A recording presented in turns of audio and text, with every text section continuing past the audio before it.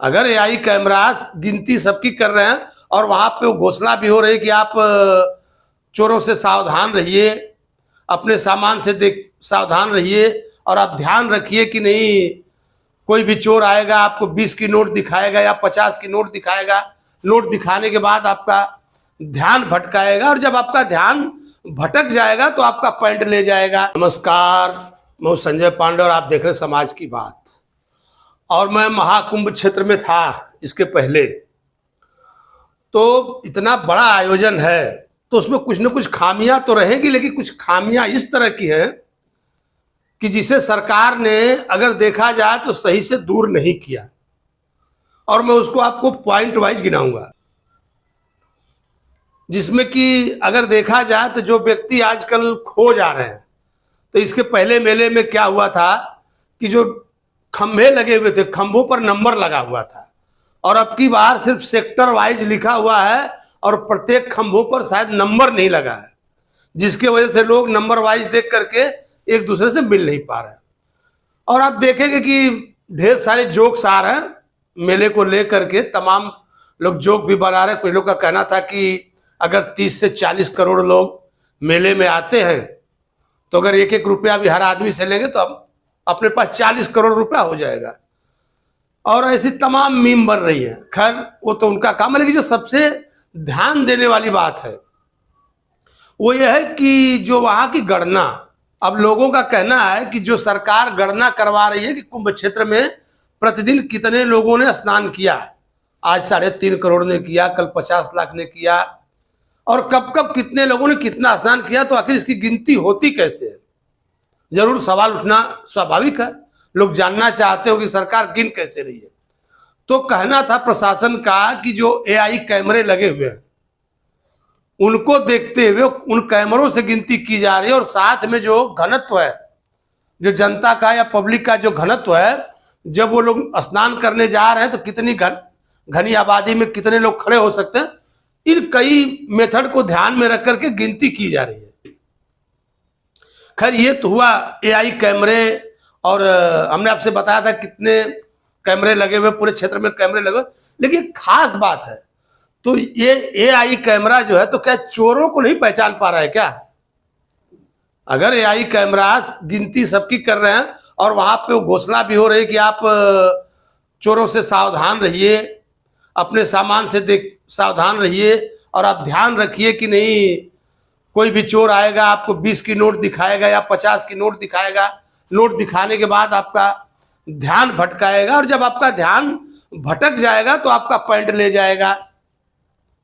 खैर ठीक है, अगर आप इतना अनाउंस कर रहे हैं, इतनी घोषणा आप कर रहे हैं, तो इतनी अगर इतना बड़ा पुलिस प्रशासन लगा हुआ है तो क्या चोर पकड़े नहीं जा रहे हैं? या सिर्फ घोषणा हो रही है? क्या उन सीसीटीवी फुटेज में पॉइंट उठाते समय उन चोरों की फोटो नहीं आ रही है? अगर नहीं आ रही तो क्यों नहीं आ रही है? एआई कैमरे अगर चोरों को नहीं पकड़ पा रहे हैं तो क्यों नहीं पकड़ रहे हैं?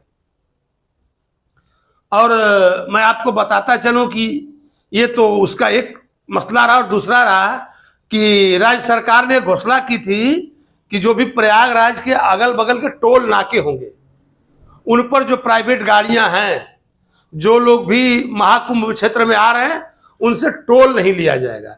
लेकिन आज ही हमसे एक व्यक्ति ने शिकायत की और कहा कि अपने चैनल पे आप दिखाइएगा, और उन्होंने हमको उसका एक फोटो भेजा कि किस प्रकार से प्रयागराज के बगल के टोल पर उनका टोल कटा हुआ था। तो आखिर क्या सरकार के ये दावे झूठे थे? टोल कंपनियां अपना टोल वसूल रही हैं। और जो तीसरी बात यह है कि जो व्यवस्था है, तो व्यवस्था में जो लोग दूर दराज से आए हुए हैं और पैदल चलते चलते आते हैं, तो उनके रात्रि के विश्राम के लिए ठीक संगम पर क्या व्यवस्था है? अगर देखा जाए तो कई लोग ऐसे हैं जो इस चक्कर में चले आते हैं, पूरी रात ठंड में ठिठुरते हैं कि नहीं उनको सुबह सुबह स्नान करना है। और पर्व के दिन तो बात ही निराली है, 10-10 किलोमीटर 10-10 किलोमीटर पहले गाड़ियां, 12-12 किलोमीटर पहले गाड़ियां खड़ी करवा दी जा रही। खैर वो तो व्यवस्था का विषय है, लेकिन जो हमारा कहने का मेन मतलब था कि ये जो चोरी की घटनाएं बढ़ रही हैं, जो चोर लोगों को परेशान कर रहे हैं, लोग कुछ पैसे लेकर के अपने घरों से आ रहे हैं और संगम क्षेत्र में आने के बाद उनकी अगर कोई चोर उनका सामान चोरी करके ले जाए तो आखिर उसकी FIR वगैरह कहीं लिखी जा रही कि नहीं लिखी जा रही है? मेला प्रशासन क्या कर रहा है? चोरों के खिलाफ कौन सी कार्रवाई कर रहा है? और ये चोर और ये टोल, और इसके बाद अगर देखा जाए तो जो लोग आ रहे हैं उनसे जिस तरह से उनको एड्रेस वगैरह बताना चाहिए, पुलिस तो लगी हुई है, पुलिस बता भी रही है, लेकिन कहीं कहीं पुलिस जो उसमें लगे हुए हैं उनको भी उसका पूरा नॉलेज नहीं है। तो क्यों न वाइज सेक्टर वाइज करके जो भी सेक्टर पे उनकी पहचान लगाई गई है उसके बाद खंभों का नंबर दिया जाए, ताकि अगर कोई व्यक्ति खो जाता है तो अपने किसी भी पहचान वाले को यह बता सके कि मैं फला सेक्टर में फला नंबर खंभे पर खड़ा हूं। शायद सरकार को इस पर ध्यान देने की जरूरत है।